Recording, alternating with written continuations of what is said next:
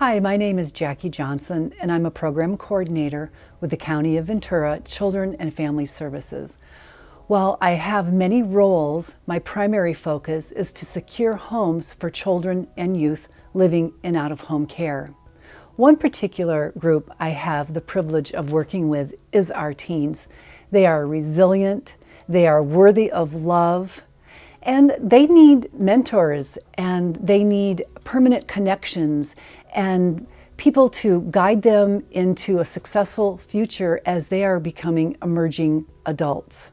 Shortly, you will meet a few of our amazing ambassadors. We hope that this short film inspires you to open your heart and open your home and make a difference in a teen's life.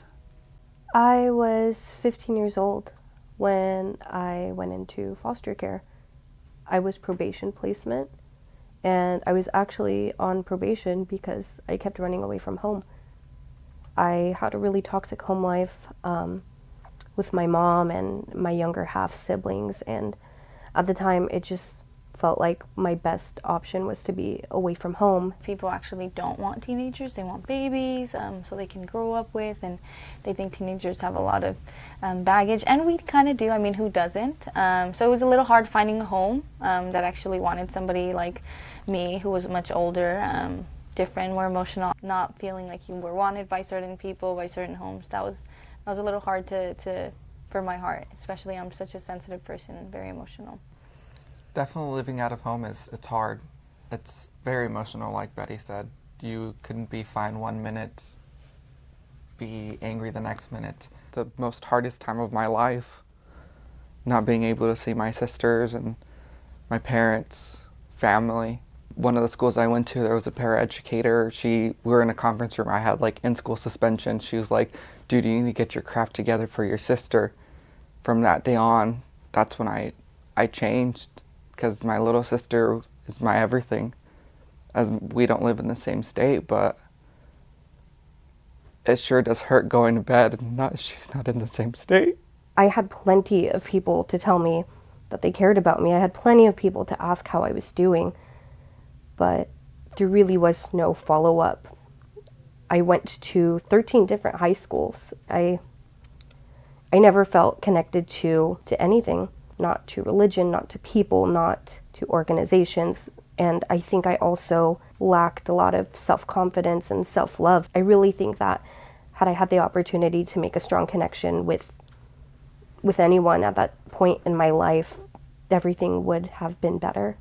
So when I went into the foster care system, I felt like I had no hope, right? And I was going home after group home, after shelter home, and nobody really wanted to take me in. I had a lot of problems. I would harm myself and stuff. This one person said yes to me, and after a while, I started opening up to her, and she saw the good in me, and it made all the difference, right?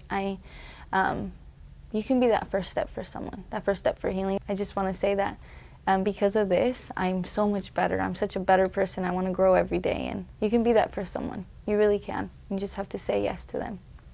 I think just having that one solid person that I knew was always going to be there really motivated me and gave me a sense of confidence and just a feeling like that I deserved to be loved. And it felt so good to have this person that I thought was successful to also see that same potential in me. Something that would have helped me a lot, probably communication. I definitely got that towards the end of being in foster care. Somebody who loved me as I was, with all my brokenness and all my pain and everything that I was, just the way that I was, right? But in the beginning, it wasn't like that, right? People expected a lot from me. They wanted me to be happy all the time, and I wasn't. Maybe lower your expectations for this person until they're ready to really be there and be completely themselves. Because right now, they don't know who they are. They don't know if they're good enough for you or not. And what you should do is you should look at the good in them for them while they can't do it for themselves. And I know that helped me. I think the most important thing is just to show up. I mean, I don't think there's a right thing to say. I don't know if there's a right thing to do, but just to show up, not to stop calling, not to stop reaching out, and just to be there. that made the biggest difference in my life. So any of you out there who's interested in helping, you can actually go to homeswithheartvc.org, and there's so many stuff there. There's phone numbers and people you can call, so you can start the process of fostering somebody, of being a resource parent to them. You can open up your home. You can also donate in so many places. There's so much support for you out there. You don't have to do it alone.